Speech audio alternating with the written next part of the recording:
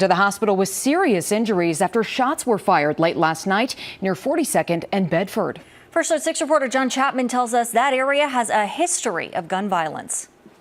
Last night wasn't the first time police had to come out and investigate shots fired in this area. People who live around the intersection of 42nd and Bedford tell us flashing police lights and evidence of gunfire is something they've had to deal with over the years. Police were called to the area again last night. One person was injured. Multiple gunshots were fired. 3 on 103, 3 on 107. One caller is advising it sounded like two separate sets of approximately 6 to 7 shots, like they were exchanging gunfire. One caller stated approximately 17 shots in the area. People who live in this neighborhood tell us off and on there is some type of commotion going on around here. To protect their safety, neighbors did not want to talk to us on camera. Teresa Negron is the executive director of the anti-violence organization U-Turn. She says while people in neighborhoods dealing with gun violence don't have to talk to the media, they should talk to law enforcement authorities. Part of the U-Turn mission is to look at the norms of the community. And one of the things that we focus on is trying to change the mindset behind the community behind gun violence.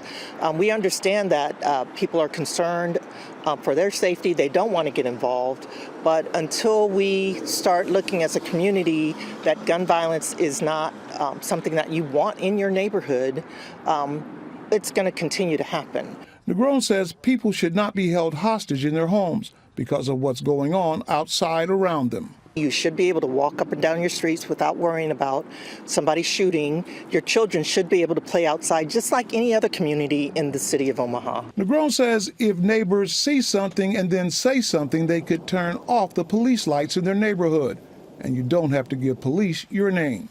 Talking to people, you can call and anonymously give information about what's happening in your community.